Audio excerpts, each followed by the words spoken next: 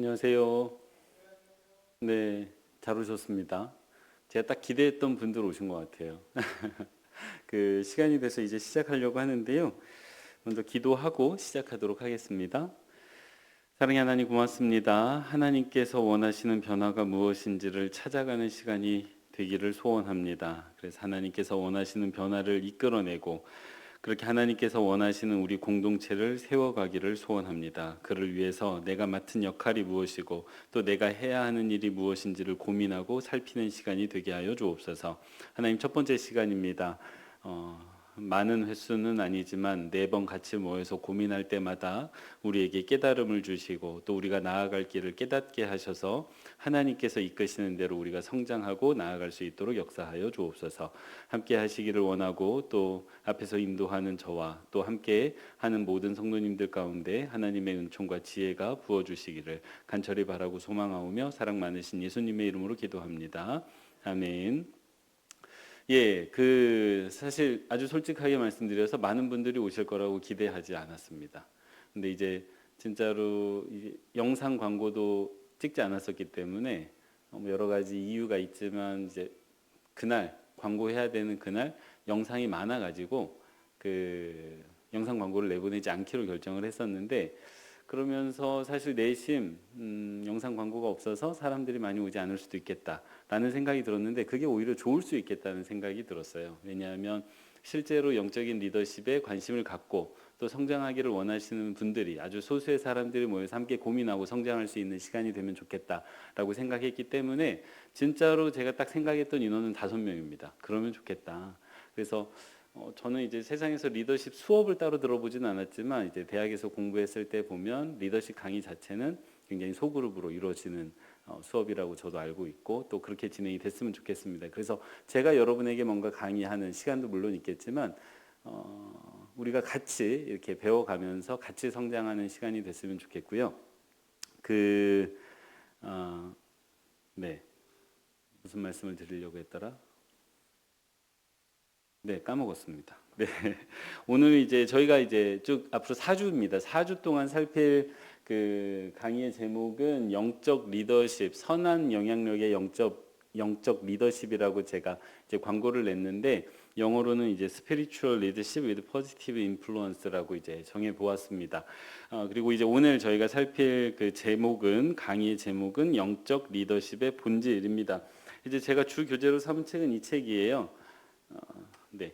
헨리 블랙커비라는 이제 유명한 목사님이신데 이 헨리 블랙커비라는 목사님이 그 아들 리차드 블랙커비와 함께 공동 저자한 영적 리더십이라는 책입니다. 이 책이 이제 리더십에 대해서 세상적인 리더십과 영적인 리더십이 어떻게 조금 달라야 되는지에 대해서 여러 가지로 분석하고 또 영적 리더십을 키우기 원하는 사람들을 위한 어떤 가이드북으로 쓰셨던 책인지라 우리가 이 책을 따라가면서 이 책을 그대로 따라가진 않습니다. 이 책을 참조할 뿐인데 이 책을 따라가면서 우리 삶 가운데 이제 우리가 개발하고 성장해야 되는 부분이 어떤 부분인지를 같이 살펴보려고 합니다.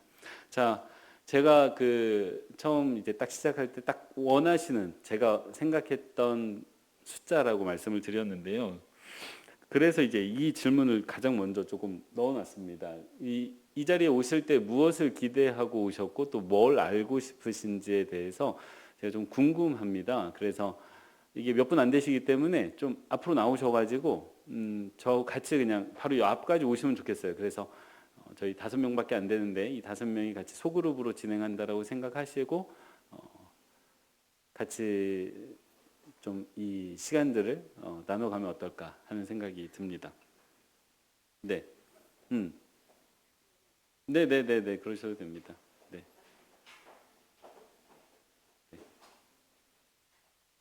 서로 다들 아시나요? 아마 우리 조수진 성도님만 아마 서로 잘 모르시고 나머지 분들은 잘 아실 것 같아요. 그래서 무엇이 알고 싶고 무엇을 기대하고 있는지 이렇게 한 분 한 분 좀 나눠주시면 좋겠는데 일단 제가 먼저 조금 나누도록 하겠습니다. 제가 원래 계획했던 성경대학은 이 강좌가 아니었어요.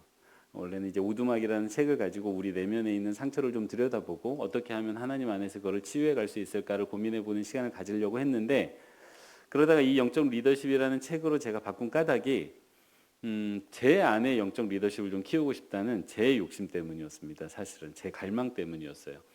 제 안에 이제 실질적인 고민이 하나 있었습니다. 어떤 고민이 있었냐면 나는 과연 리더인가 아니면 관리자인가? 이거에 대한 고민이 굉장히 많습니다. 이게 제가 보면 나는 과연 리더라고 할 수 있나? 아니면 네, 까똑이 왔습니다. 네, 나는 과연 리더인가 관리자인가를 생각했을 때 저는 관리자 같았거든요. 그래서 과연 내가 앞으로 한 걸음 더 나아가고 성장해 가는 데 있어서 이 부분이 좀 필요하지 않을까? 사실 필요하지 않을까가 아니라 꼭 필요하고 꼭 알고 싶다는 생각이 들어서 이 부분을 이 기회를 빌어서 저도 공부하고 성장하고 싶어서 이 강의를 지금 준비를 했거든요. 자, 한 분 한 분 이제 제 이름은 이승철 목사고, 네, 이름만 말씀해 주시고 이제 기대하고 알고 싶으신 것이 무엇인지 한번 좀 얘기해 주시면 감사하겠습니다. 네. 강제는 아닌데. 네. 네, 네.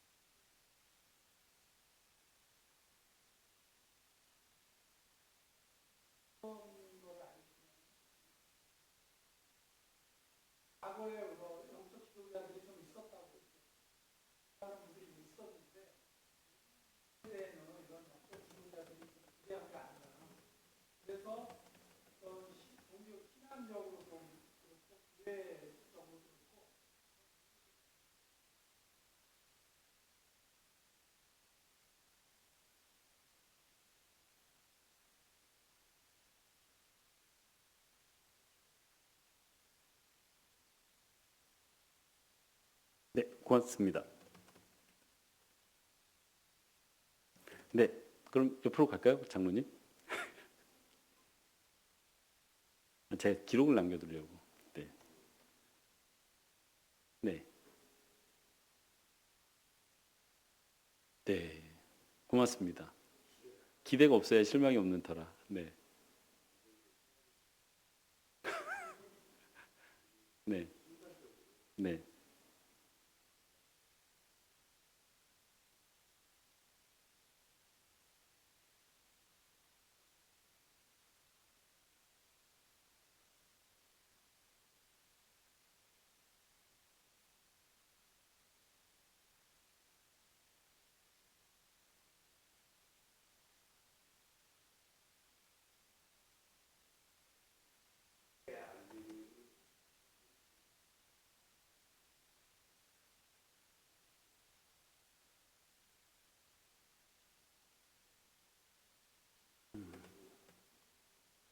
네.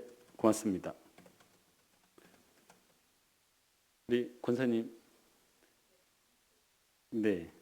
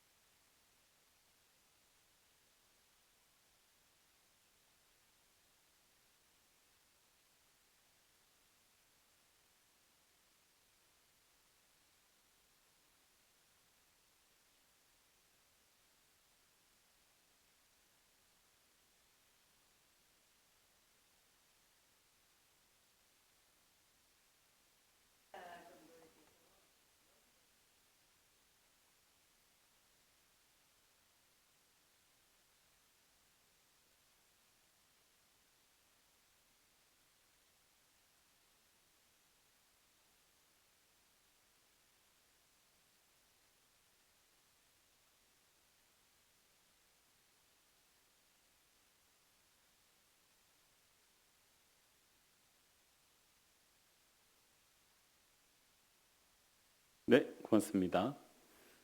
우리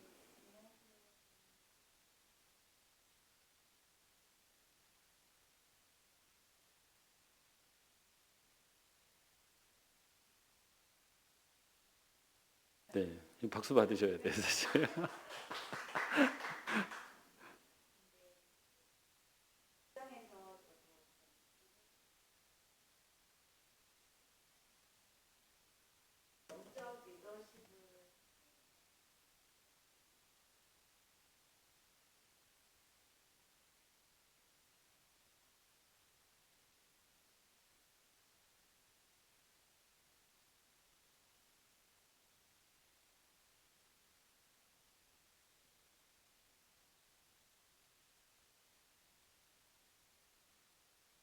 고맙습니다.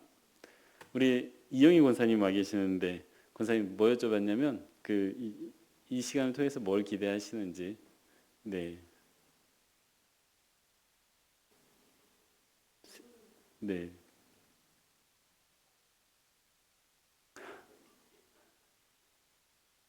음, 네,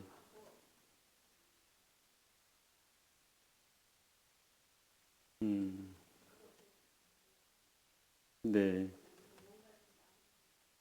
네, 고맙습니다, 권사님. 네, 쑥스러워하지 않으셔도 됩니다. 네. 나눠주셔가지고 너무 감사드리고요. 이제 저희가 생각하고 기대했던 것들이 채워질 수도 있고 채워지지 않을 수도 있지만 하나님께서 한 사람 한 사람에게 가장 적절한 것을 이제 인도해 주셨으면 좋겠습니다. 그게 아마 저희 이 네 번의 모임의 핵심이 되지 않을까 싶은 생각이 듭니다. 이거 먼저 생각해 봐야 되는데요. 리더십에 대해 생각해 볼 때 가장 먼저 생각해 볼 건 그럼 리더는 누구냐? 리더십이라는 건 리더를 위해 존재하는 거기 때문에 리더는 누구냐? 여러분은 리더가 누구라고 생각을 하십니까? 사실 제가 이 리더가 누구라고 생각하십니까라는 질문을 던지기 위해 그림을 찾다가 우리가 생각하는 리더는 이런 그림 아닐까라는 생각이 좀 들었어요. 이 그림 딱 보시면 뭐가 보이십니까? 이제 앞에 서 있는 한 사람이 보이시죠? 그래서 사실 우리나라에서 리더라는 건 뒤에 장자가 좀 붙어 있습니다. 님자가 붙어 있거나 목사처럼 님자가 붙었거나 부장이나 차장이나 사장이나 병원장이나 뭐 이런 식으로 장자가 붙어 있는 사람들. 그래서 윗사람을 뜻하기도 하고요. 지시를 내리는 사람이라는 의미도 담겨져 있고 책임을 지는 사람이라는 의미도 있는 것 같습니다. 가장 보편적으로 그냥 쉽게 말하면 네. 저렇게 사람들 앞에 서서 사람들을 이끄는 사람, 그게 리더라고 생각들을 보통 보편적으로 하는 것 같습니다. 근데 이 기준으로 생각을 했을 때 여러분은 리더십니까? 나는 이제 질문을 던져보고 싶은 거예요. 리더의 자리에 계셨던 분도 계시고 또 나는 리더가 아닌데 라고 생각하시는 분도 계실 것 같아요. 자, 그렇다면 지금 리더의 위치에 있는 분에게 여쭤보는 것은 그렇다면 그 리더를 수행할 힘, 리더십인데요. 그 리더십이 있으신지를 한번 여쭤보고 싶습니다.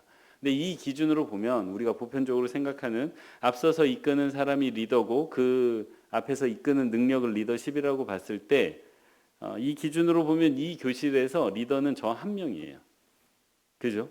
네, 제가 앞에서 강의하고 있기 때문에 이 강의를 이끌어가는 사람이기 때문에 이 강의실에서의 리더는 저 하나고 그리고 리더십은 저에게만 필요한 게 됩니다. 그래서 전통적으로는 리더와 팔로워라고 해서 리더십이 있고 팔로워십이 있죠. 그래서 리더에게 요구되는 덕목이 있고 팔로워에게 요구되는 덕목들이 있습니다. 이제 그것들을 살펴보는 게 이제 전통적인 리더십인데 영적 리더십이 조금 달라요. 그래서 이제 이 전통적인 리더십으로 보면 보통 세속적인 리더십으로 보면 이제 지금 이 상황에서 저희 교실 안에서 리더십이 필요한 사람은 이제 저 하나로 이제 규정이 됩니다. 근데 이제 책에서 이 책에서 리더를 소개하는 조금 색다른 방식으로 소개를 합니다. 우리가 생각하는 것과는 조금 다른데요. 리처드 블랙컵이 이제 아들입니다. 이 아들에게 딸이 하나 있었습니다. 딸이 하나 있었는데 이 딸의 이름이 캐리라고 합니다. 근데 이 캐리는 자신을 리더라고 전혀 생각하지 않는 10대 여자아이입니다. 근데 이 딸 아이가 16살 때, 그러니까 질풍노도의 시대를 보내고 있을 때죠. 어느 날 갑자기 자기 머리를 분홍색 머리로 염색하고 싶었던 거예요. 그래서 마침 친구들이 3명이 있었는데 그 친구들 3명 앞에서 선언을 합니다. 나 머리 분홍색으로 염색할 거야. 근데 이제 10대들의 특징이 이런 게 있잖아요. 네가 해? 그러면 나도 해. 이런 게 있지 않습니까? 그래서 그날 그 집에 모여있던 4명의 여자아이들이 각자 다 부모에게 허락을 받은 이후에 염색약을 세다가 그 집에서, 그러니까 리처드 이 블랙컵이 이 저자의 집에서 자기들이 다 염색을 했다는 거예요. 근데 이 염색을 한 사실이 그 당시 이제 교회학교 아이들에게 알려졌다라고 합니다. 그래서 이 캐리라는 여자아이가 다니던 교회 고등부 학생들이 3명이 더 따라서 분홍색으로 염색을 했다는 거예요. 그래가지고 돌아오는 주일에 예배를 드릴 때는 7명의 여자아이가 나란히 앉아서 분홍색의 머리를 하고 예배를 드렸다는 것입니다. 근데 캐리라는 이 여자아이는 전혀 자기가 리더라고 생각하지도 않았고 뭘 했는지도 모르는데 이 리처드 블랙컵이 리더십의 전문가의 눈으로 볼 때는 저게 리더라는 거예요. 그래서 뭐가 리더냐? 뭐가 리더냐? 주변의 사람들에게 영향을 끼쳐서 그 주변 사람들의 변화를 이끌어내는 사람. 그게 리더라는 거예요. 그러니까 우리가 전통적으로 생각하는 리더는 앞에 서가지고 어떤 조직을 이끄는 그 사람을 리더라고 생각을 하고 리더십이라고 하면 그 집단을 이끌어내는 힘, 능력 이런 것들을 리더십이라고 생각하는데 그렇지 않다는 거예요. 이거는 영적 리더십을 얘기하는 게 아닙니다. 그냥 리더십을 얘기하는 거예요. 그냥 리더라는 사람은 리더십이라는 것은 내 주변 사람들에게 영향을 끼쳐서 그 사람들의 변화를 이끌어낼 수 있는 사람, 그 사람이 리더라는 거예요. 그리고 그 변화를 이끌어내는 힘이 리더십이라는 것입니다. 어제 매일 기도회였죠. 어제 매일 기도회 본문에서 엘리사라는 사람이 등장을 하는데 엘리사 옆에 그 사환이 한 명 있었습니다. 근데 이 아람 군대가 쳐들어와 가지고 막 이 사환이 당황을 했어요. 그때 엘리사가 하나님께 기도를 합니다. 이 사환의 눈을 좀 열어달라고. 그래서 이 사환의 눈이 열리는데 사환이 눈이 열려서 바라보니까 하나님께서 보내신 불말과 불병거가 엄청 많은 거예요. 그래서 그 자기가 가지고 있던 아람 군대에 대한 두려움에서 벗어나게 됩니다. 엘리사가 리더예요. 주변에 있었던 그 사람의 변화를 이끌어냈잖아요. 이게 리더라는 겁니다. 그리고 이 변화를 이끌어내는 힘이 리더십이라고 이야기를 합니다. 자, 그렇다면 여러분에게 묻습니다. 여러분은 리더십니까? 이 저자의 리더에 대한 정의를 생각해 보시고 한번 본인을 생각해 봤을 때 내가 리더인지 한번 생각해 보시면 좋겠어요. 근데 만약에 내가 리더인지 아닌지 어렵다면 이게 대답하기가 어렵다면 내 주위에 내가 변화를 이끌어야 되는 사람이 있는지를 살펴보시면 좋겠어요. 제가 이제 제 사진입니다. 이 뒷모습이 저를 닮았는지 모르겠는데 원래는 제 상체까지 나왔지만 차마 부끄러워서 뒤통수만 이제 보였는데 그 앞에 있는 애는 딸입니다. 다엘인데 지금 뭐 하고 있냐면 요즘 이제 이 지난 여름 사진인데 딸아이가 이제 기도하자는 말이 무슨 말인지 알아듣기 시작했어요. 그래서 기도하자 그러면 딱 저렇게 합니다. 그래가지고 우연히 기도하자 그랬더니 저렇게 물속에서 기도하는 포즈를 취하고 마침 저도 같은 포즈를 취했는데 아내가 사진을 찍었어요. 그러니까 딸아이가 이제 저를 따라하고 있는 사진입니다. 그러니까 제 주위를 둘러보면 저라는 인간 이승철이라는 사람의 주위를 둘러보면 가장 가깝게는 저는 제 딸아이의 변화를 이끌어야만 하는 사람입니다. 그죠? 그리고 제 장모님과 장인어른이 아직 믿음이 없으세요. 신앙이 없으십니다. 그래서 아내의 기도 제목인데 그래서 장인어른과 장모님을 어쨌거나 믿음으로 이끌어내야 되는 변화를 이끌어내야 되는 이제 그 의무가 있는 사람입니다. 또 제 친형도 믿음이 없습니다. 그래서 제 주위를 둘러보면 분명히 제가 변화를 이끌어야 되는 사람들이 존재합니다. 그리고 이제 일적으로 돌아보면 뭐 너무 분명하죠. 제가 맡고 있는 교구에 식구들이 있고 또 교역자들만 보더라도 부교역자실에서 지금 저 포함 10명이 같이 일을 하고 있기 때문에 제 주변에는 제가 영향을 끼치고 변화를 이끌어야 되는 사람들이 반드시 있습니다. 이 많습니다. 생각보다 저도. 그렇다면 저는 리더일까요? 그러니까 제가 지금 여러분 이거 구별하셔야 돼요. 제가 지금 리더냐고 묻는 것은 제가 지금 리더의 역할을 잘 하고 있느냐 아니면 잘 하고 있지 못하느냐를 평가해 달라는 질문이 아니에요. 나라는 사람이 리더의 위치에 있느냐라고 여쭙는 거예요. 그러니까 내 주변에 내가 영향을 끼쳐야 되는 사람이 있으면 내가 잘하고 못하고 내가 그 일을 수행하고 있고 못하고 안 하고의 문제가 아니라 나는 리더라는 것입니다. 이해가 되시죠? 그러면 여러분에게도 묻습니다. 여러분은 리더십니까? 네.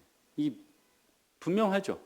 그러니까 우리가 전통적으로 생각하는 리더의 개념에서 벗어나서 이 영적 리더십이 이야기하는 그 리더의 개념을 따라가면 사실 여러분 리더세요. 모두가 리더예요, 사실. 그래서 우리 삶을 가진 모든 사람은 리더입니다. 그래서 우리 모두가 리더이기 때문에 우리에게 뭐가 필요합니까? 그래서 리더십이 매우 중요해집니다. 왜냐하면 이 리더의 역할을 수행하는 데 있어서 핵심적인 거기 때문이에요. 자, 이번 강의의 목표가 있습니다. 첫 번째 목표가 방금 도달이 됐어요. 제가 세워놓은 이 강의의 4가지 목표가 있는데요. 첫 번째가 이 강의를 같이 듣는 사람들이 자기가 리더라는 사실을 자각해야 된다는 거예요. 이 두 번째로는 그 리더로서 조금이라도 성장할 수 있으면 좋겠습니다. 그리고 세 번째는 그 리더로서 성장해서 내가 영향을 미쳐야 되는 그 사람들에게 선한 영향력을 미칠 수 있는 것. 그래서 내 주변의 변화를 이끌어내는 것. 이게 세 번째 목표고요. 그래서 마지막 궁극적으로 네 번째 목표는 뭐냐면 내가 살고 있고 내가 일하고 있고 내가 예배하는 이 공동체를 좋게 만드는 것입니다. 네 가지 목표예요. 첫 번째, 내가 리더임을 자각하는 것. 이게 지금 아주 하나님의 도우심 가운데 쉽게 됐습니다. 두 번째, 리더로서 성장해야 됩니다. 여기서부터 이제 좀 어렵죠. 세 번째, 내 주변 사람들, 가까운 사람들의 변화를 이끌어내고, 네 번째, 내가 소속된 공동체를 조금 더 좋은 곳으로 변화를 이끌어내는 것입니다. 이제 그렇게 하는 것에 이번 강의의 목표가 있다고 하겠습니다. 자, 그러면 이제 두 번째로 왜 리더십인가? 왜 리더십을 새롭게 배워야 되나? 사실 리더십이라는 게 우리 각자 안에 다 자신만의 리더십이 있거든요. 그러니까 내가 리더인 걸 알았으면 이제 리더의 역할을 잘 수행하기 위해서 리더십을 이제 발휘해야 되는데, 그래야 사람들의 변화를 이끌어낼 수 있는데, 왜 새로운 리더십, 영적 리더십을 배워야 하느냐는 거예요. 그 이유를 살필 때 사실 우리가 지금 당면한 시대가 새로운 리더십을 필요로 하고 있기 때문입니다. 그 첫 번째 도전이 뭐냐면 빠른 변화예요. 우리가 새로운 리더십을 익혀야 하는 중요한 이유 중 첫 번째 이유가 시대가 변했기 때문입니다. 여러분 사진 두 개를 보시면 첫 번째 전화기는 옛날 전화기고 두 번째는 이제 요즘 핸드폰, 스마트폰입니다. 이 시대가 완전히 변했습니다. 저 두 가지 사진이 보여주는 게 죄송합니다. 저 두 가지 사진이 보여주는 게 이제 시대가 변한 걸 보여주고 있는데, 시대가 변화에 따라서 새로운 리더십이 필요합니다. 여러분, 그 과거의 리더십의 핵심이 뭘까요? 과거의 리더십의 핵심은 얼마나 이 일을 잘 알고 거기에서 얼마나 많은 경험치를 가지고 있느냐가 과거 리더십의 핵심이었어요. 대표적으로 농경사회인데요. 농경사회에서 어르신들이 아주 대접받고 또 그 마을의 리더로 설 수 있었던 가장 중요한 이유는요, 그 어르신만큼 농사에 대해서 잘 아는 사람이 없습니다. 그래서 젊은 사람은 그 어르신의 경험을 따라갈 수가 없어요. 그리고 언제 비가 올지, 언제 씨를 뿌려야 될지, 언제 파종 이렇게 모내기를 해야 될지, 이런 것들을 이 어르신들이 가장 잘 알고 계셨기 때문에 이 어르신들의 경험과 권위가 곧 리더십으로 바로 연결이 됐습니다. 그러니까 내가 얼마나 그 일을 오래 해왔느냐가 리더십의 핵심 관건이었어요. 그래서 오래 해온 사람이 존중받고 인정받고 리더십을 발휘하는 게 과거 리더십의 특징이었습니다. 근데 우리가 지금 살고 있는 시대에서는요, 더 이상 이런 리더십이 통용되지가 않습니다. 이유가 뭐냐면 세상이 변했기 때문이에요. 세상이 변해서 옛날에 아무리 전화기를 얼마나 잘 쓰는지를 알았어도요, 전화기 자체가 바뀌어버렸어요. 그래가지고 옛날에는 그 어르신들이 가진 지식이 너무나도 중요했는데 전화기 자체가 바뀌어버리니까 어르신들이 가진 지식은 더 이상 쓸모가 없어졌습니다. 그래서 더 이상 과거 리더십이 통용되지 않고 먹히지 않는 시대가 돼버린 거예요. 더군다나 더 큰 문제가 뭐냐 하면 지금 이 시대를 누가 만들고 있느냐.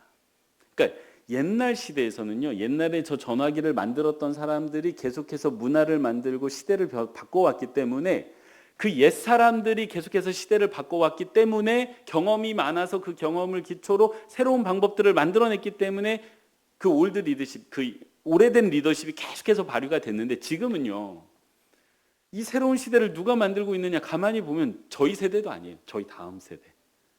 더 젊은 사람들이 이 새로운 시대를 만들고 있어요. 새로운 문화를 만들고요. 새로운 질서를 만들어요. 그러다 보니까 옛 질서에 익숙해져 있는 사람들은 전혀 그거를 따라가지 못하고 거기에서 내 경험 이야기를 했다가 무슨 소리를 듣죠? 대표적으로 꼰대 소리가 그래서 나옵니다. 이게 옛 어르신들이 뭔가 잘못돼 가지고 이런 어떤 희화화된 단어가 생성된 게 아니고요. 뭔가를 잘못하고 있기 때문에 그런 게 아니라요. 이 분명히 옛 어르신들이 만들어 놓은 세상에선 그분들의 리더십과 경험과 어떤 이런 모든 것들이 다 존중되고 참 훌륭했는데 다른 세상이 펼쳐지고 있는 거예요. 그래서 그 방식 그대로 가지고 가면 이 새로운 시대에서는 맞지가 않는 겁니다. 그러다 보니까 이제 꼰대라는 어떤 이상한 단어도 생성이 되고, 아주 대표적으로 세상이 완전히 바뀌었다는 걸 증명할 수 있는 게, 대부분의 핸드폰을 누가 누구에게 묻죠? 부모가 자녀에게 묻고 있어요.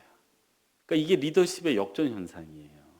그러니까 옛날에는 자녀가 부모에게 물었어요. 인생에 대해서 인생을 어떻게 살아야 됩니까? 은행에 가면 어떻게 해야 됩니까? 뭐 이럴 때는 어떻게 해야 됩니까? 자녀들이 부모에게 물었는데요. 시대를 이 자녀 세대가 만들다 보니까 부모가 오히려 자녀에게 물어봐야 되는 시대, 이 역전의 시대가 지금 펼쳐지고 있습니다. 그러니까 우리가 새로운 리더십이 필요한, 사실 고달파요. 옛날에는 이제 이쯤 됐으면, 이제 여기 앉아 계신 분들 나이 연세 정도 됐으면, 나이 정도 됐으면 그냥 더 이상 뭐 배우지 않아도 돼요. 그냥 지금까지 쌓은 경험이 이게 조금씩 나눠주면서 이게 대접받으면서 이렇게 사셨으면 되는데, 하나님이 왜 이런 세상을 만들어 주셨는지는 저도 잘 모르겠습니다. 저도 마찬가지인데요. 저도 배우지 않으면, 저도 지금 인공지능 배워야 되고요. 저도 그 인공지능과 어떻게 살아야 되는지 배워야 되는 세대가 돼버렸습니다. 그거 다음 세대가 만들고 있거든요. 그래서 우리에게 이 새로운 시대, 앞으로 올 시대에 걸맞는 리더십을 배우지 않으면 우리는 당연히 도태될 수밖에 없는 그런 시대를 살고 있습니다. 이런 시대를 잘 보여주는 영화 하나가 있었어요. 그게 뭐냐면, 왜 안 넘어갈까요? 네, 인턴이라는 영화 혹시 보신 분 계세요? 이게 벌써 한 10년 전쯤 나왔던 영화 같은데요. 이게 보면 딱 누가 보면 전통적인 리더십에서 보면 누가 리더죠? 저 할아버지가 리더여야 돼요. 할아버지가 리더고 누가 인턴, 그러니까 이제 막 신입사원, 누가 신입사원이어야 돼요? 오른쪽 저 빨간 옷 입은 예쁜 그 자매분이 인턴이어야 됩니다. 근데 영화 설정은 정반대예요. 사장이 누구냐고요? 저 오른쪽에 빨간 옷 입고 있는 여자분이세요. 인턴이 누구냐고요? 새로 입사한 사람이 누구냐고요? 저 왼쪽에 있는 할아버지예요. 근데 저 할아버지가요, 그냥 할아버지가 아니에요. 회사 경영자까지 올라갔던 할아버지예요. 근데 세상이 바뀌어버린 거예요. 그러니까 자기가 경제활동을 할 때만 해도 그렇게 경험을 쌓아서 쭉 이렇게 한 단계 한 단계 올라가서 경영자까지 올라갔는데, 시대를 완전히 새로운 시대를 만들다 보니까 30대 여자, 저 옷 파는 사장입니다. 이 새로운 세상이 열려진 거예요. 그래서 이 할아버지가 그 새로운 세상을 배우겠다고 새로운 회사에 인턴으로 들어간 거예요. 가서 좌충우돌합니다. 왜냐하면 자기가 알던 게 하나도 없어요. 자기가 사용하던 방식이 하나도 없어요. 그러니까 인턴으로 들어가서 저 회사의 시스템을 익히기 위해서 하나하나 배워가는 이야기입니다. 근데 영화가 참 재밌는 게요, 저 할아버지만 배울까요? 그렇지 않습니다. 저 여자 사장이 사업가적인 기질은 굉장히 많아요. 그냥 단순히 능력이 많은 게 아니라 그 새로운 시대에 걸맞는 인재이기 때문이에요. 그래서 사업은 잘하지만 인생에 대해서는 잘 알까요? 인생에 대해서는 잘 모르는 거예요. 그래서 거기에서 오는 그 많은 괴로움과 아픔과 눈물이 있습니다. 그거를 누가 가르쳐 줄까요? 저 70세 인턴이 가르쳐 주는 거예요. 그래서 이 영화를 보면 서로가 서로에게 리더입니다. 서로가 서로에게 영향을 끼쳐요. 그래서 저 70세 할아버지 인턴은 30세 사장에게 배워가면서 변화되어져 가요.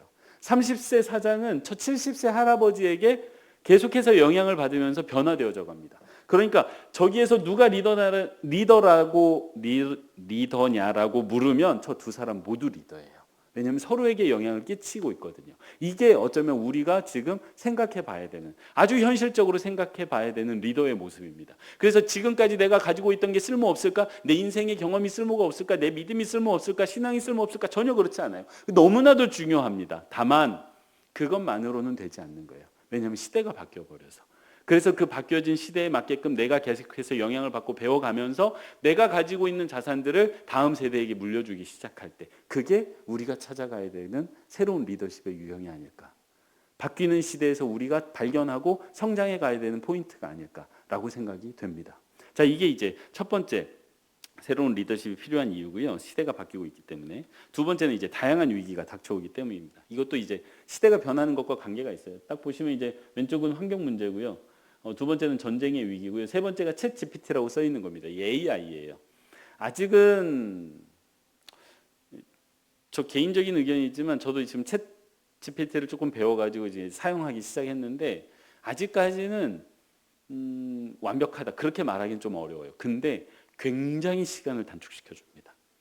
그러니까 내가 하면 시간을 많이 들여야 되는 이 지적인 작업, 특별히 지적인 작업에서는요, 사람이 해야 되는, 사람이 하려면 찾아야 되고 리서치해야 되고 책을 막 뒤져야 되는 이 시간을 줄여줘요.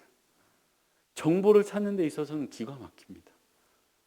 근데 이제 그거를 사람처럼 새롭게 생성해내는 능력은 아직은 부족한 것 같은데 확실한 건 저 챗GPT가 사람의 시간을 굉장히 줄여줄 거라는 거예요. 이게 유익인지 이게 저주인 건지 아직 잘 분명히 드러나진 않았습니다. 이제 가장 오른쪽은 이제 코비드19인데 다양한 위기들이 찾아오고 있습니다. 환경 위기 찾아오고 있고요, 전쟁 위기 찾아오고 있고요, AI 등장으로 인해서 시대가 변하고 있습니다. 질병의 위기도 있습니다. 가정의 해체의 위기도 있습니다. 동성애, 마약, 세대 간 갈등, 정치적 갈등, 한국 사회로 보면 의료 갈등도 있고요. 교회의 위기도 있어요. 교회의 위기 심각하죠. 세습이 한 차례 홍역을 앓고 났더니 아주 부끄러운 얘기지만 저희 교회가 소속한 교단의 총회장이 성적인 범죄를 저질렀음이 영상 증거로 나왔습니다. 사임하지 않았어요. 대단하지 않습니까? 이 정치적으로나 종교적으로나 경제적으로나 도덕적 해이, 모럴 해저드라고 얘기하죠. 굉장히 심각한 지경에 이르러 있습니다. 이런 다양한 위기 상황을 헤쳐나갈 새로운 리더십이 너무나도 절실한데요. 우리가 경험하고 있는 것은 뭐냐? 이런 위기의 시대에 참된 리더십의 부재입니다. 아까 우리 조희창 집사님께서 말씀을 해주셨는데 아주 불행해요. 그러니까 다양한 위기가 올 수도 있고 시대가 변할 수도 있습니다. 그러면 이 시대를 선도할 사람이 있으면 돼요. 리더가 있으면 됩니다. 그러면 오히려 이 위험이 기회가 될 수도 있죠. 그게 위기의 참된 의미잖아요. 근데 우리가 지금 이런 다양한 위기와 다양한 변화를 경험하고 있는데 동시에 경험하는 건 뭐냐? 참된 리더십이 부재하다는 것을 또한 경험합니다. 그래서 정말 많은 사람들이 혼란스러워하고 있어요. 어디로 가야 될지도 모르겠고 뭘 해야 될지도 모르겠고 뭐가 옳은지조차 헛갈리는 시대가 되었습니다. 이 기업들은 이제 수익에 눈이 멀어서 사람을 수단화하고 있고 환경은 생각하지도 않고 있습니다. 이게 제가 이제 진짜 재밌는 게 이제 진짜 대기업, 지금까지 환경을 망쳐왔던 기업들이 앞서서 환경을 생각하는 듯 이제 캠페인을 펼치면 난 저것만큼 모순된 행동이 있나라는 생각이 사실 들거든요. 근데 이제 사과나 반성 이런 거 없습니다. 지금 환경 운동을 하지 않으면 물건이 팔리지 않으니까 환경 캠페인을 하죠. 이제 비판적인 시각으로 보면 이제 그린워싱이라는 단어가 있는데 이제 그렇게 하는 건데 여튼 기업들도 그렇고 정치인들은 뭐 대한민국 정치의 리더십은 뭐 말할 게 없습니다. 종교 리더십도 너무 부끄럽지만 참된 리더십이 존재하냐 물으면 그렇지 못한 게 사실입니다. 그런데 이제 가정도 마찬가지죠. 가정에서도 우리가 참된 리더십을 찾아보기가 조금 어렵습니다. 진짜 좋은 아버지, 좋은 어머니 찾기가 쉽지 않고요. 그래서 이런 것들을 보면 우리 모두는 리더라는 사실에 동의했어요. 근데 과연 우리가 리더의 역할을 잘 수행하도록 훈련받았느냐를 돌아보게 하는 이제 이 챕터였습니다. 그렇게 보면 우리 사회는 그리고 나 개인적으로 봐도 리더로서 훈련받지 못했어요. 그러니까 우리 사회는 진짜 특이한 사회입니다. 리더가 되기 위한 욕망은 가득한 사회예요. 근데 리더로 훈련하는 태도는 전혀 없는 사회입니다. 너무 안타까운 상황이죠. 교회도 마찬가지고 뭐 경제도 마찬가지고 정치도 마찬가지고 제가 참 이게 기억에서 잊혀지지 않는 게 이제 미국에서 경험했던 그 장면인데요. 제가 이제 학교 과제를 하기 위해서 어떤 이제 미국은 이제 흑백 갈등이 일상화되어 있기 때문에 흑인과 백인의 갈등, 그 흑인들이 모여서 집회하는 곳에 찾아갔던 적이 있습니다. 숙제를 하기 위해서 찾아갔었는데요. 그 여러 사람이 나와서 강연을 하더라고요. 자신의 소견을 발표하고 피력하고. 근데 마지막에 누가 나왔는 줄 아세요? 마지막 강연자로요. 우리는 마지막 강연자가 누구죠? 되게 유명한 사람, 가장 힘 있는 사람, 가장 마지막에 서잖아요. 세상에 11살짜리를 세우더라고요. 제가 진짜 놀랐습니다. 11살짜리 하나, 9살짜리 하나, 2명 세웠어요. 그래서 그 아이들이 자신들의 생각과 자신들의 의견을 피력하는 것으로 끝이 났습니다. 저렇게 훈련시키는구나. 가장 중요한 자리에 어려서부터 자기의 의견을 말하게 해서 저 아이들을 성장시키는구나. 그래서 미국 정치인들이 그렇게 말을 잘하는구나. 그래서 40대 대통령이라는 게 가능한 거구나. 그때 알았습니다. 우리나라는 누구나 다 리더가 되고 싶어 해요. 왜냐하면 그 자리가 힘이 있기 때문이에요. 근데 리더가 되는 훈련을 받아왔느냐, 준비가 되어져 왔느냐라고 보면 그렇지가 않아요. 그래서 우리에게 이제 새로운 리더십이 필요합니다. 그게 이제 무엇냐? 내가 리더인지도 알았고 새로운 리더십이 필요하다는 것도 알았으면 그럼 우리가 가져야 할 새로운 리더십이 뭐냐라고 했을 때 이제 우리가 강의를 통해서 나누고자 하는 것은 영적 리더십이 이 새로운 리더십이다라고 이야기를 드리는 겁니다. 이 리더십이 왜 중요하냐면요. 어떤 리더십을 갖느냐에 따라서 어떤 리더가 되기 때문입니다. 그래서 어떤 리더십을 갖느냐에 따라서 우리 주변의 그 사람들이 어떤 영향을 받게 되기 때문에 이 리더십이라는 게 굉장히 중요한데, 자 그러면 죄송합니다. 이 사진을 보실 때 두 사진을 보여드렸는데 여기 어딘지 아세요? 네, 어디 사무실이죠? 교육자 사무실이죠. 네, 여러분도 이미 사무실이라고 부르고 계세요. 저도 사무실이라고 부르고 있고. 자 그러면 여러분께서 일을 해 오셨던, 물론 이제 상황이 좀 다르지만 보통 여러분이 생각하는 회사의 사무실과 차이점이 있으실까요? 우리 조희창 집사님 사무실에서 오랫동안 일해 오셨잖아요. 그죠? 그래도 차이점을 하나라도 좀 발견해 주시죠. 네?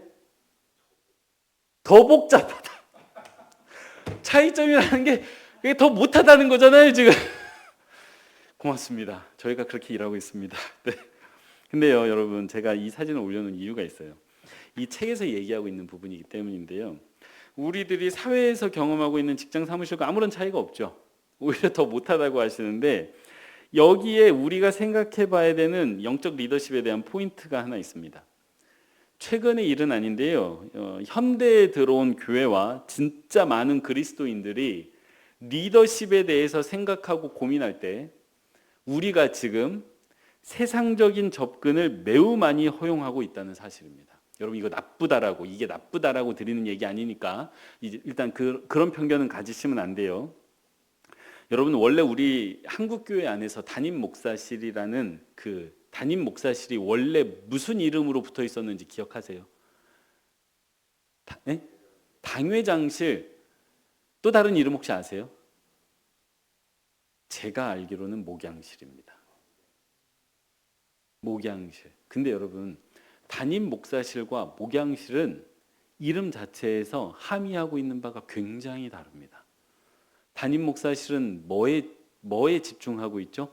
직위에, 그러니까 포지션에 집중하고 있어요. 목양실이라는 건 뭐에 집중하고 있죠? 기능에 집중하고 있어요. 그러니까 어느 순간 교회가 이 포지션을 중시하기 시작했습니다. 그죠? 그러면서 담임 목사의 역할에 대해서 어떻게 바뀌기 시작했냐면, 그러니까 예전에는 성도를 목양하는 사람이었어요. 성도를 돌보는 사람이었어요. 케어하는 사람이었어요. 근데 어느 순간부터 담임 목사실로 바뀌면서 이 담임 목사는요, 목양의 측면보다 경영의 측면이 강조되기 시작했습니다. 나쁘다라고 드리는 얘기 아니라고 했어요. 이게 일단 편견을 가지시면 안 됩니다. 그래서 이 담임 목사의 역할이 왜요? 아닙니다. CEO처럼 바뀐 부분이 있습니다. 여러분 죄송합니다. 우리 이기현 장로님께서 CEO를 하셨기 때문에 CEO 방의 특징 중에 하나가 무엇을 갖추고 있으세요? 저는 CEO가 안 돼봐가지고. 네, 저거예요. CEO는요, 뭘 가지고 있냐면요, 회의실을 가지고 있어요. 왜냐하면 회의를 주관해야 되거든요. 그래서 결정을 내려야 되거든요. 여러분 담임 목사실 옆에 보통 어떤 실이 위치하게 되죠? 저희 교회는 그렇지는 않아요. 이게 옛날에 지어진 건물이어가지고 공간이 하도 없어가지고 그 구조를 가지고 있지는 않은데요. 현대에 지어진 교회 건축물의 당회실 옆에는 그 담임 목사실 옆에는 무슨 실이 위치하죠? 당회실이 위치합니다. 그리고 대부분의 당회실, 우리 교회 당회실도 마찬가지인데 어떤 구조를 가지고 있죠? 회의실 구조를 가지고 있어요. 이사회 구조를 가지고 있습니다. 어느 순간 교회가요, 세상의 리더십의 그 성향과 방법을 그대로 들여오기 시작했습니다. 그 효율성이라는 걸 가져오기 시작했어요. 그래서요, 중세시대 특별히 7, 80년대까지 지어진 교회 건축물을 보면요, 어떻게 지어졌죠? 교회처럼 지어져 있어요. 나 교회다. 라고 지어져 있어요. 생김새가 좀 달라요. 첨탑 올라가 있고 십자가 있고 예배당 공간이 비효율적으로 커요. 우리 교회만 해도 그렇잖아요. 우리 교회, 이 교회 건물의 대부분이 뭐로 소용되고 있어요? 예배당으로 소용되고 있잖아요. 그래서 저 예배를 드리는 공간을 창출해내기 위해서 온갖 애를 다 썼잖아요. 그 모양이 달라요. 근데 현대 지어지는 건축물을 가시면, 교회 건축물을 가시면 외형적으로 교회라는 구별이 분명하게 드러나지 않습니다. 왜요? 효율성을 중시하기 때문이에요. 공간의 효율성. 그러다 보니까 그 많은 공간들을 창출해내는 그 설계 구조로 바뀌어져 있어요. 그러면서 동시에 교회가 언젠가부터 사명 선언문을 작성하기 시작했습니다. 이거 어디서 작성하는 거죠? 회사에서 작성하는 거예요. 회사에서 회사의 목표를 선정하기 위해서 사명 선언문 또는 비전 선언문 이런 걸 작성을 하는데, 그게 어느 순간 교회에 들어와서 이 지금 교회 홈페이지 좀 찾아보시면요, 사명 선언문을 걸어놓은 교회가 굉장히 많습니다. 그리고 이제 교회 안에서 팀 단위로 일하죠. 이 회사에서 일하는 방식이에요. 그리고 교회가 교회를 홍보하기 시작했습니다. 복음을 전하는 방식에서요, 교회를 홍보하는, 저 할 때 나쁘다라고 얘기하는 게 아니라고 이야기 드렸습니다. 네, 편견을 가지시면 안 돼요. 이게 현 상황을 지금 설명드리는 겁니다.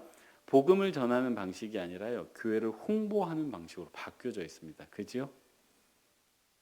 그래서 교회를 평가하는 항목도 바뀌었어요. 예전에는 교회가 얼마나 생명력이 있느냐, 얼마나 사랑이 많으냐, 얼마나 그 공동체가 살아있느냐, 성도 간의 교제가 살아있느냐로 교회를 평가했는데, 어느 순간부터 이렇게 세상의 리더십의 방법들이 쭉 들어오고 나니까 교회를 뭘로 평가합니까? 크기로 평가해요. 마치 회사가 실적을 평가하듯이 헌금 액수로 교회를 평가하기 시작했습니다. 은행이 교회를 거래 대상으로 상정했어요. 말 다 했습니다. 은행만큼 세속적인 곳이 없죠. 우리 기업 하시는 분들은 정말 잘 아실 텐데, 은행만큼 세속적인 곳이 없어요. 근데 은행이 교회를 고객으로 인정했다는 것은, 그리고 거래가 이루어지기 시작했다는 건 교회가 이미 그 방향으로 완전히 맞춰져 있다는 것을 의미하죠. 그래서 교회에서 대출 받으려면 은행이 뭐 제출해야 됩니까? 교인 숫자, 헌금 액수, 지난 몇 년간의 변동사항. 모르셨어요? 모르셨구나. 네, 이 현실입니다. 이게 제가 우리 교회 이야기를 하는 게 아니고요, 한국 교회 현실을 얘기 드리는 거예요. 그것들을 가져가서 대출을 발생시킵니다. 세상의 리더십이 그대로 들어와 있습니다. 물론 이 모든 게 말씀드렸듯이 나쁘다고 단정 지을 수 없는데요, 이 책에서 묻습니다. 이 모든 원리가 과연 성경적인가? 과연 이게 성경적인지를 고민하고 교회가 받아들였느냐라고 이 책이 물어요. 우리가 이러한 시스템을 그대로 유지해 가는데 이게 얼마나 고민했느냐는 겁니다. 제가 이 책을 처음 읽었던 게 싱가포르에서요. 싱가포르에서 스피리추얼 포메이션이라는 수업을 들을 때인데, 스피리추얼 포메이션이잖아요. 영어 그대로 번역하면 영성 형성이라고 해야 될까요? 그러니까 이게 그 당시 제가 이 책을 가지고 수업 시간에 나누었던 내용은 교회 의사결정 구조와 과정이에요. 교회가 어떻게 의사결정을 하고 있는지 돌아보라는 거예요. 교회잖아요. 하나님의 뜻을 물어야 되잖아요. 근데 우리가 의사결정하는 과정, 부서건 교회 전체건, 하나님의 뜻을 묻고 기다리고 숙고하는 시간은 굉장히 짧습니다. 반면에 우리가 회의하고 논의하고 비교하고 분석하는 시간은 대부분입니다. 맞냐라고 물으시더라고요. 한국 교회 이야기뿐만 아니라 이 모델이 다 미국에서 왔기 때문에. 자, 그래서 이 저자는요, 성경의 원리에 기초한 리더십이 필요하다는 겁니다. 그리고 그것을 영적 리더십이라고 부른다는 거예요. 이 저자는. 근데 이 영적 리더십이 필요한 곳은요, 단지 교회나 선교단체 뭐 이런 곳만은 아닙니다. 세상에서 너무 이 영적 리더십이 필요해요. 왜냐하면요, 우리가 그리스도인이지 않습니까? 그러면 하나님께서 세상을 창조하셨잖아요. 하나님께서 다 교회만 창조하신 게 아니잖아요. 세상을 창조하셨잖아요. 그리고 세상을 이롭게 하려고, 세상을 구원하시려고 예수 그리스도도 이 땅에 오신 거잖아요. 그러면 세상에 영향력을 끼쳐야 되잖아요. 그러려면 세상의 방법으로 세상을 바꿀 수 있습니까? 라는 거예요. 못 바꾸잖아요. 세상의 방법으로는 세상에서 성공할 수 있죠. 근데 세상의 방법으로는 세상을 변화시킬 수는 없습니다. 그러면 세상을 변화시켜서 세상의 변화를 이끌어내려면 새로운 방식이 필요한데, 그게 하나님의 방식, 영적 리더십이라는 이야기를 하고 있습니다. 이 세계가 굉장히 다양한 위기를 겪고 있어요. 그래서 우리가 이 시대야말로 지금 정말 영적 리더십이 필요합니다. 그리고 아주 현실적으로 봐서 어르신 세대가 지금 신앙의 주축 세대인데, 이 어르신 세대에게 영적 리더십이 너무나도 중요한 게 너무 혼란스럽잖아요. 기대했던 것과 너무 다른 지금 현실이 펼쳐지고 있으니까. 이 시대를 어떻게 살아낼 건지에 대한 고민이 필요할 때 이 영적 리더십이 반드시 필요하다는 것입니다. 그리고 이제 내가 속한 가정, 내가 속한 직장, 우리 교회, 우리 지역사회, 우리나라에도 이 영적 리더십이 너무나도 필요하고요. 방금도 말씀드렸지만 이 영적 리더십이 가장 필요한 곳은 솔직히 말씀드리면 저도 그 동기에서 시작됐는데 나예요. 나 자신. 지금 새로운 변화와 새로운 위기 가운데 나 자신이 조금 변화해야 살겠는데, 세상적인 방법으로 변할 거냐 아니면 성경에 기초한 영적 리더십의 방향으로 나를 바꿔갈 거냐라고 했을 때 영적 리더십이 가장 필요한 것, 가장 급하게 필요한 것은 나 자신 아니겠습니까? 그 동기가 제 안에 있어서 이 강의를 저도 시작한 거거든요. 그래서 이 시간을 통해서 이제 저도 좀 변하고 싶어서. 자, 수신제가 치국 평천하라는 말이 있죠. 여러분 잘 아시는 말인데 그게 뭐죠? 수신, 나를 먼저 다스리면 제가, 그 다음에 가정을 다스리고 그 다음에 치국 평천하, 이 나라를 다스리고 세상을 다스릴 수 있다는 말이지 않습니까?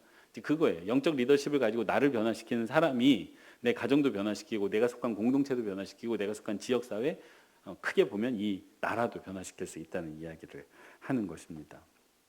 자, 그렇다면 이제 영적 리더십에 대한 정의를 조금 내려볼 필요가 있는데요. 성경에 기초한 영적 리더십이 뭐냐라고 물으면 앞서서 리더가 누구라고 그랬죠? 내 주변의 사람에게 영향을 끼치는 사람, 그래서 변화를 이끌어내는 사람, 그러니까 변화를 이끌어내는 사람이 리더라고 말씀드렸습니다. 그러면 영적인 리더는 어떤 변화를 이끌어내는 사람입니까? 성경이 말하는 변화, 즉 하나님이 원하시는 변화를 이끌어내는 사람, 그 사람이 영적 리더예요.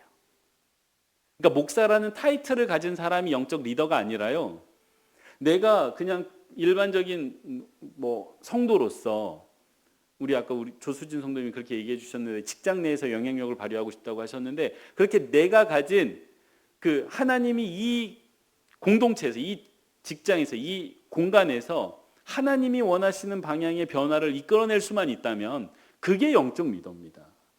이 타이틀 하나도 안 중요해요. 목사냐, 장로냐, 집사냐, 성도냐라는 타이틀은 하나도 안 중요하죠. 내가 실제로 이 변화를 이끌어내고 있느냐, 하나님이 원하시는 변화를 이끌어내고 있느냐, 그래서 하나님이 원하시는 일을 행하게 하고 있느냐라는 게 제일 중요합니다. 영적 리더십이 뭐냐고요? 사람들로 하여금, 내 주변의 사람들이죠. 그 사람들로 하여금 하나님이 원하시는 일과 변화를 이끌어내는 것. 그러니까 단순한 변화가 아니에요. 그냥 이 머리 염색시켜가지고 분홍색으로 염색한다, 이거는 영적인 리더십이 아니에요. 그냥 리더십이죠. 근데 하나님이 원하시는 방향으로 변화를 이끌어낸다, 그래서 하나님이 원하시는 일들을 행한다, 그러면 그게 영적 리더십입니다. 영어로 조금 적어봤어요. 제가 못하는 영어인데 제가 제일 좋아하는 영어 표현이 뭐냐면 Let me be where you want me to be. 아주 그냥 읽어드렸습니다. 이 표현이에요. 이게 뭐냐면 보통 미국 신앙인들이 하나님 앞에 하는 고백이에요. Let me be, 나로 하여금 있게 하십시오. 근데 where, 어디에 있게 하느냐? You want me to be. 당신이 내가 있기를 원하는 곳에 내가 있기를 원합니다. 그러니까 당신이 그러니까 하나님께서 내가 가기를 원하는 곳에 내가 가고 싶습니다라는 신앙 고백이에요. Let me be where you want me to be. 이 표현이거든요. 그래서 그걸 살짝 바꿔서 사람들로 하여금 let people be. 그러니까 사람들로 하여금 어디로 가게 하는 거예요. 또는 do, 행하게 하는 거예요. 어디에 가게 합니까? 하나님께서 그들이 가기를 원하는 곳에. 또는 하나님께서 그들이 행하기를 원하는 곳에 이끄는 사람. 그곳으로 이끌거나 그 일을 하게 하거나 그 사람이 영적 리더고 영적 리더십이에요. 대표적으로 이제 모세라고 말할 수 있겠죠. 여러분 모세가 이스라엘 백성을 하나님이 원하시는 곳으로 가게 했잖아요. 그게 영적 리더십의 핵심이라는 거예요. 그래서 영적 리더십의 핵심을 살펴보면 첫 번째 목표와 방향입니다. 영적 리더십의 그 첫 번째 핵심이 목표와 방향이에요. 가장 중요한 특징 첫 번째입니다. 하나님이 원하시는 자리로 사람이 가게 하는 거예요. 그러니까 세상이 원하는 자리나 내가 원하는 자리가 아닙니다. 하나님이 원하시는 자리로 가게 하는 것, 그게 첫 번째 특징이에요. 그래서 목표와 방향을 내가 정하지 않습니다. 계획도 내가 정하지 않습니다. 이렇게 되면 뭐 리더가 무슨 소용이 있어? 라는 생각이 드는데요. 일단 이 원칙이 중요합니다. 영적 리더십의 가장 큰 장애 중에 하나가 뭐냐? 그래서 내 생각이에요. 내 뜻입니다. 그러니까 리더 개인의 생각과 리더 개인의 욕망이 섞이는 거예요. 아까 우리 조희창 집사님께서 이 시대의 영적 리더, 그러니까 영적 지도자를 만나기가 참 어렵다라는 이야기를 해주셨는데 왜 만나기가 힘들다라고 이야기를 하셨습니까? 우리가 믿었던 그 영적 지도자라는 사람들이 알고 보니 하나님이 원하시는 방향대로만 이끄는 게 아니라 자기의 욕망을 따라서 그 공동체를 이끌고 있음이 드러났기 때문이에요.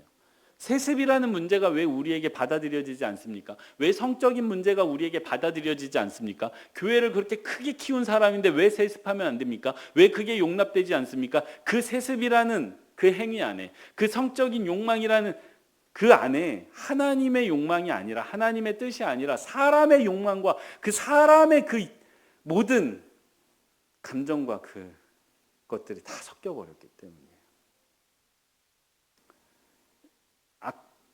여러분 거짓말 진짜 잘하는 사람들, 특징이 뭔지 아시죠? 거짓말만 하지 않습니다.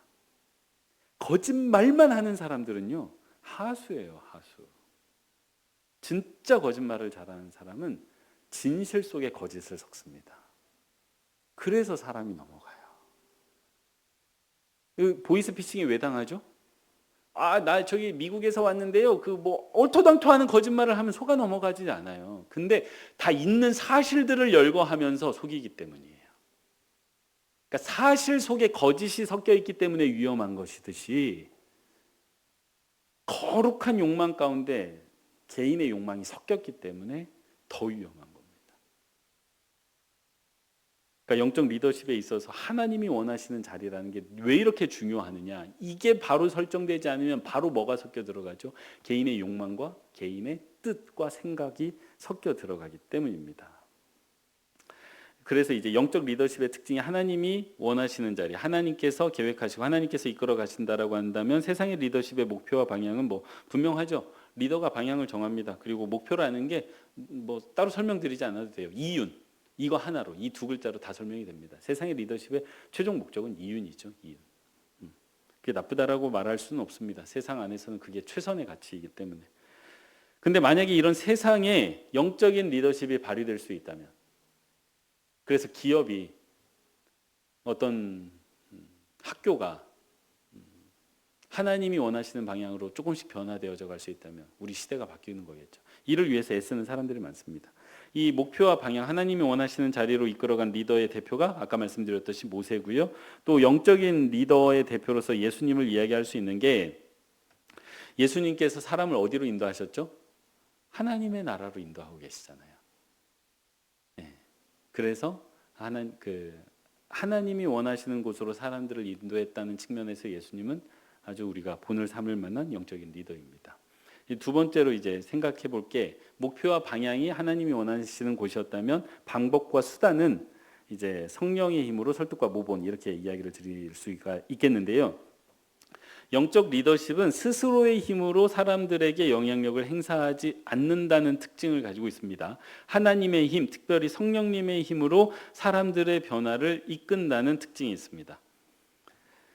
스스로 힘으로 하지 않는다는 거예요. 이게 스스로 힘으로 한다는 게 뭘까요? 내가 돋보이고 싶은 욕망이거든요. 이제 그거를 배제한다는 것입니다. 그래서 이제 예수님을 보면 제자들을 선택하기 전에 늘 뭐 하시냐? 기도하십니다. 오병이어의 기적을 베푸실 때도 기도하셨습니다. 그리고 예수님 이런 얘기도 하셨어요. 하나님이 일하시니 나도 일한다. 그러니까 누구의 힘으로 일한다는 말씀이세요? 하나님의 힘으로 일한다는 말씀이세요. 그러니까 예수님조차 그 영적 리더십을 발현시킬 때 내 힘으로만 하지 않았습니다. 내 힘으로만 하지 않았을 뿐만 아니라 사실 그건 틀린 말이고 내 힘을 배제한 채 하나님의 힘으로 행하셨던 것을 보게 됩니다.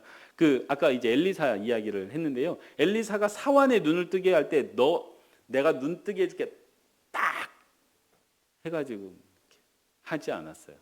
엘리사가 기도합니다. 엘리사가 기도해요. 하나님, 이 사환의 눈을 좀 열어주십시오. 자기의 힘으로 하지 않습니다. 하나님의 힘으로 해요. 그래서 엘리사가 엘리야가 그 불마차 타고 떠나갈 때 하나님의 성령을 구합니다. 갑절의 역사. 자기의 힘으로 하지 않겠다는 거예요. 이게 영적 리더십의 아주 중요한 특징입니다. 그래서요, 영적 리더십을 잘 발현시키고 있는 사람의 아주 중요한 표징 하나가 있는데요. 그의 입에서 자주 나오는 이야기, 내가 한 게 아니라는 거예요. 내가 한 게 아니라는 거예요. 그러니까 그 사회에서도 존경받는 리더들의 모습 가운데 제 힘으로 한 게 아닙니다라는 이런 언사를 행하시는 분들이 대부분 존경받으시잖아요. 그죠? 아닌가요? 네. 근데 그분들이 가식으로 내 힘으로 한 게 아니에요. 이런 분들은 또 금세 드러납니다. 그죠? 근데 진실로 내 힘으로 한 게 아니라고 고백하는 사람들이 진짜 존경을 받죠. 꼭 하나님을 고백하지 않아도 우리 직원들과 함께 했습니다. 우리 팀원들과 함께 했습니다. 이게 영적 리더십이 세상에 영향을 끼치는 모습이죠. 현대 아산병원에서 이렇게 트럭에 치여가지고 숨지셨던 그 의사 선생님 이야기를 담임 목사님이 한 2달 전이었나요? 그 설교 때 인용하시면서 그 선생님의 책상에 붙어있던 그 성가대로 섬기셨던 신앙이 좋으셨다는데 붙어있던 즉 영어 표현이 정확히 생각나지 않지만 나는 아무것도 아닙니다. 하나님이 다 하셨습니다. 라는 고백이라고 이야기를 하셨잖아요. 그분이 그렇게 존경받는 의사셨다고 하지 않습니까? 영적인 리더십을 세상에서 잘 발현시킨 예지요. 내가 한 게 아닙니다. 그래서 이게 교만하니까 그러면 안 된다 이런 차원이 아니에요. 이게 진짜 능력 있는 사람이 되기 위해서는 내 힘을 버려야 됩니다. 제가 수영을 하고 있는데요. 진짜 수영 잘하는 사람은 힘 하나도 안 들이죠. 수영 못하는 초보반에 가면 물이 사방팔방으로 막 고래 한 마리 빠져 있는 것 같은 느낌을 줄 때가 있습니다. 왜냐하면 이게 힘을 빼지 못해서 그래요. 그러니까 온갖 힘을 다 줘가지고 막 살아남으시려고, 물론 필요합니다. 그 과정이 필요해야 이제 다음에 힘이 빠지기 때문에. 근데 고급반으로 가면 갈수록 물장구가 굉장히 잔잔합니다. 네. 마찬가지죠. 하나님 안에서 성숙된 리더이면 리더일수록 점점 자신을 감춰갑니다. 나는 아무것도 아니라는 이야기를 하죠. 그래서 사도 바울이 뭐라고 말하죠? 나는 심었고 아볼로는 물을 주었으되 오직 자라게 하신 분은 하나님이시다. 내가 한 거 아니라는 고백을 하잖아요. 이 진심입니다. 진심. 그리고 또 한 가지의 이제 방법이 있는데 설득과 모본이라는 거예요. 그러니까 영적인 리더십을 발현시킬 때요, 가장 안 좋은 방법 말만입니다. 말만. 그러니까 말은 맞는 말이긴 한데요, 아무 힘이 없습니다. 오히려 조용하게 본을 보여줄 때 사람들이 다 따라가죠. 이것도 영적 리더십이에요. 이 성경의 원리에 맞습니다. 이 세속적인 리더십도 똑같은데 이 겹치는 부분이 많습니다. 그래서 무조건 세속적인 게 나쁘다라고 말씀드리지 않은 이유예요. 예수님께서 나를 본받으라고 하셨고 사도 바울도 나를 본받으라고 했습니다. 우리가 성경의 수많은 위인들을 따라가는 것도 본받기 위함이죠. 그래서 어떻게 영적인 리더십을 발현시킬 수 있느냐, 방법이 뭐냐? 2가지예요. 내 힘이 아니라 성령님의 힘으로. 또 하나는 그 성령님의 힘을 입어서 내가 모본이 되는 거예요. 본을 보이는 거. 이 방법 이외에는 설득할 수가 없습니다. 마찬가지예요. 제가 다른 거는 성도님들한테 막 이렇게 설득력 있게 말씀을 못 드리겠는데 성경 묵상하는 거에 대해서 막 자신 있게 말씀드리는 까닭이요. 제가 그걸 하고 있어서예요.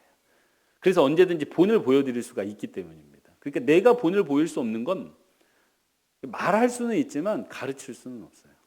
변화를 이끌어낼 수가 없습니다. 그러니까 제가 수영을 못 하는데 제 아이 데리고 가가지고 말로 한들 이 아이를 수영을 하게 할 수가 없습니다.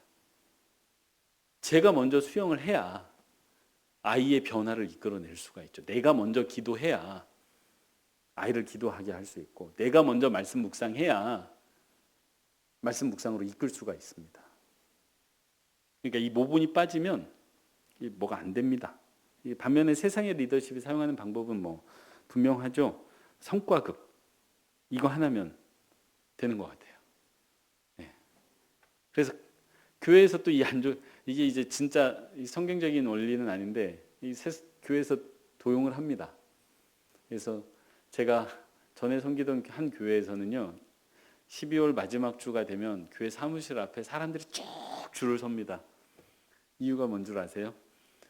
그 한 해 동안에 등록한, 내가 전도한 사람이 한 명이면 롯데 10,000원짜리 상품권을 드려요. 5명이면 5만 원을 드립니다. 20명이면 20만 원을 드려요. 한 명당 10,000원이에요. 그게 보기에 따라 격려일 수도 있고요. 보기에 따라 성과급일 수도 있습니다. 그러면 사람들이 열심을 냅니다. 이게 세상적인 방식이 그냥 그대로 교회에 여과 없이 들어와 있는 상태예요. 근데 그거 말고는 사람들을 이렇게 움직일 수 있는 방법이 없어서 많이들 합니다. 네. 세 번째예요. 결과입니다. 영적 리더십의 세 번째 중요한 특징, 결과예요. 결과와 책임인데, 여러분 이 결과가 제가 이번 강의를 준비하면서 가장 많이 생각해 봤던 부분입니다. 세상 리더십이나 영적 리더십이나 결과로 평가받습니다. 그러니까 리더십에 대해서 아무리 얘기를 해도요, 결과가 없으면 뭐 말짱 꽝입니다. 속된 말로. 그러니까 제가 두려운 마음이 있어요. 이게 사람이 적기를 바랬던 까닭이요, 사람이 많으면 어떻게 변화를 확인할 수도 없고 변화를 이끌 수도 없을 것 같아요. 근데 일단 사람이 몇 분 안 되시면 이분들이라도 붙잡고 씨름하면서 아주 작은 변화라도 있으면 결과가 나타나는 거니까. 근데 오늘 이미 좀 결과가 있었습니다. 왜냐하면 리더라고 생각하시느냐라고 물었을 때 내가 리더구나라는 것들을 다 끄덕끄덕 하셨기 때문에 일단 아주 작은 결과지만 결과가 있었어요. 근데 리더는 영적 리더십을 고민하고 영적 리더로 살아갈 때 아주 중요한 게 결과입니다. 결과가 있느냐는 거예요. 그 결과 중심이 되면 안 된다라고 말하지만 사실 결과 매우 중요합니다. 그 결과에 대해서 고민하고 결과에 대해서 원하기 시작할 때, 그래서 이 책에서 그러면 영적인 리더는 야망을 가지면 안 되냐라고 물을 때 양적인 야망을 가져야 된다라고 얘기를 해요.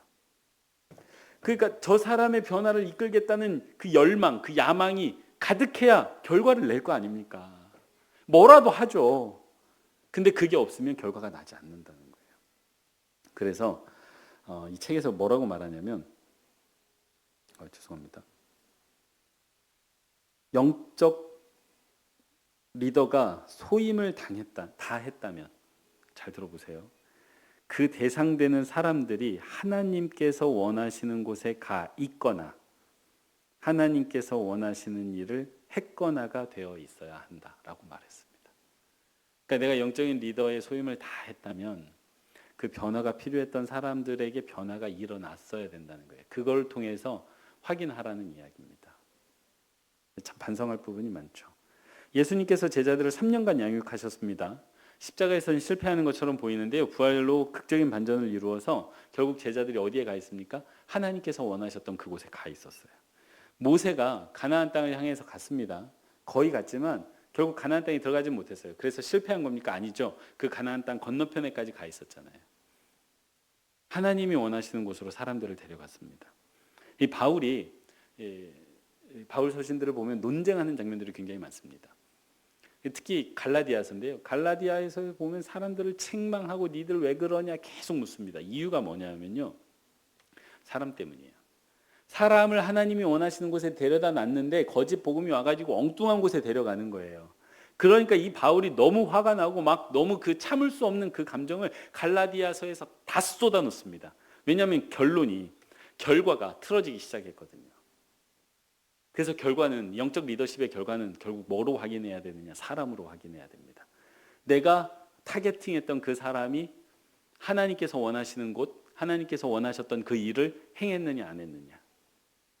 그걸로 확인해 봐야 됩니다. 근데 그 영적 리더십의 결과는 단지 그 성도들에게만 해당하지 않고요. 믿지 않는 사람에게까지 영향을 끼칩니다. 제가 이제 이 강의 준비하면서 참 감사했던 게 이번 여름에 그 임실 사국 다녀온 그 선교 여행이었어요.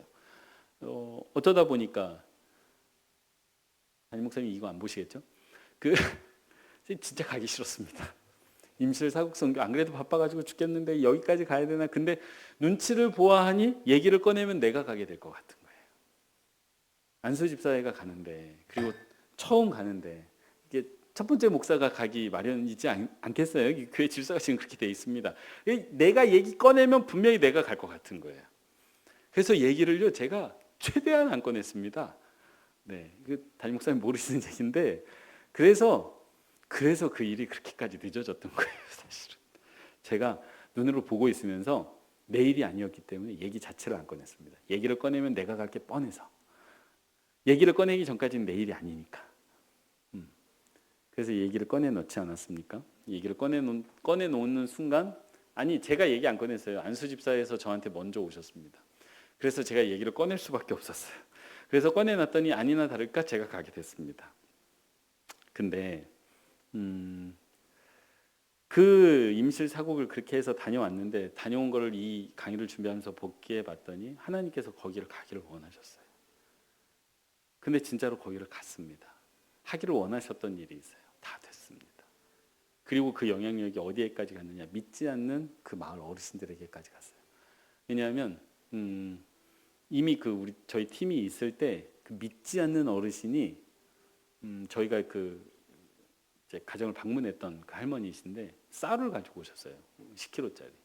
그래서 아침에 두고 가셨는데 그 할머니가 그거를 두고 갔다고 하니까 그 마을에 거하시던 권사님이 너무 놀라셨어요.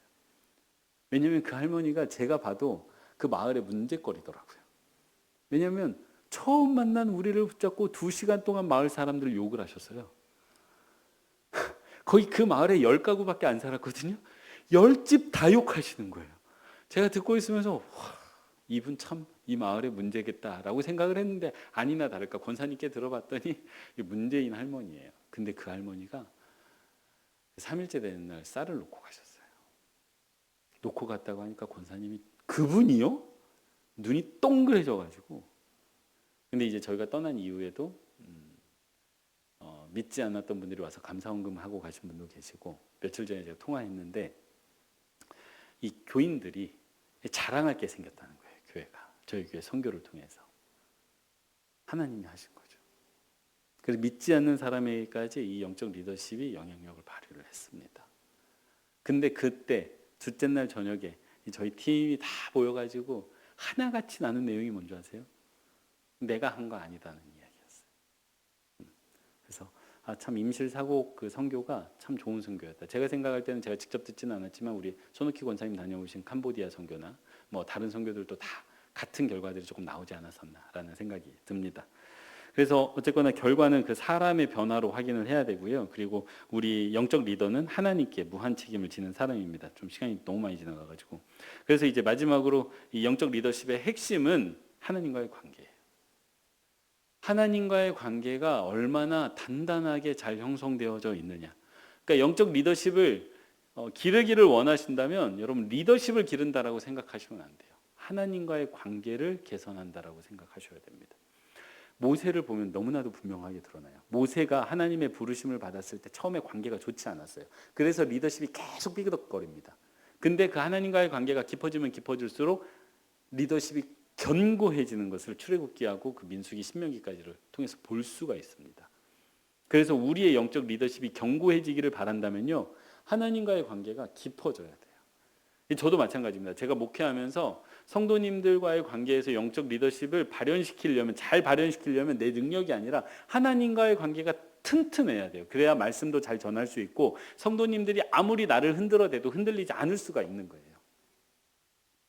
제가 오늘 아침에도 나눈 말씀인데, 제가 엘리사를 지금 계속 묵상하면서 너무 감동을 받는 게 뭐냐면, 엘리사가 흔들리지 않는다는 거예요.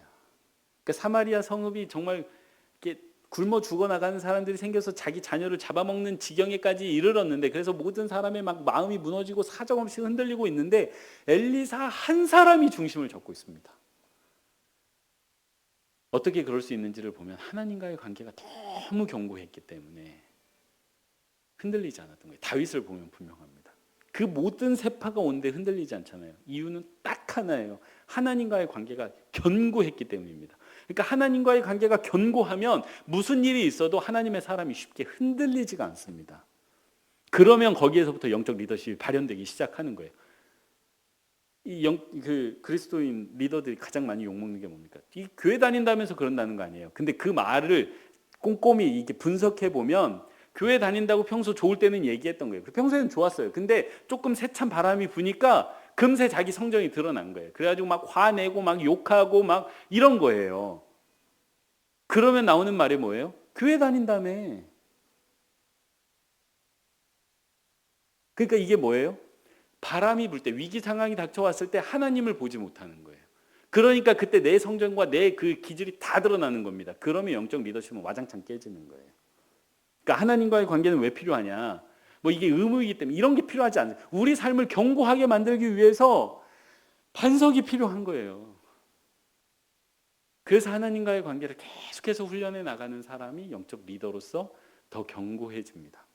그래서 영적인 거인들을 보면 공통적으로 얘기하는 게 하나님과의 관계는 너무 좋은데 자기가 한 일은 아니래요. 그 사람을 통해서 너무 많은 변화는 일어나는데 다 하나님이 하신 일이래요. 이런 일들이 반복됩니다. 영적 거인들에게서.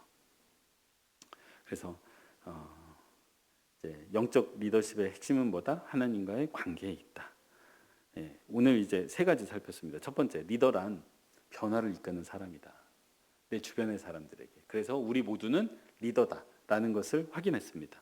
그래서 이 리더의 역할을 잘 수행하기 위해서는 새로운 변화에 맞는 새로운 리더십이 필요하다라는 게 이제 저희가 두 번째 살핀 거고요. 세 번째는 그 새로운 리더십이 바로 성경에 기초한 영적 리더십이라는 걸 살폈고, 이 리더십의 핵심은 하나님과의 관계임을 살폈습니다. 그래서 이 영적 리더십을 우리가 길러갈 때 가장 먼저 나를 변화시킬 수 있고 내 주변 사람을 변화시킬 수 있고 내가 속한 더 큰 공동체를 더 좋은 공동체로 바꿔나가는 것, 그게 바로 영적 리더십이라는 것을 살폈습니다. 그렇게 할 때 우리 삶을 통해서 하나님도 영광 받으시고 우리의 삶도 정말로 다른 사람들 보기에 아름다운 삶으로 변화되어져 가지 않을까 싶습니다. 네, 여기까지가 이제 제가 준비한 내용이고요. 들어주셔서 감사하고, 혹시 궁금하신 게 없으실 것 같아요. 그죠? 네. 궁금하신 게 있으면 따로 질문해 주시면 답하도록 하겠습니다. 네, 기도하고 마치겠습니다.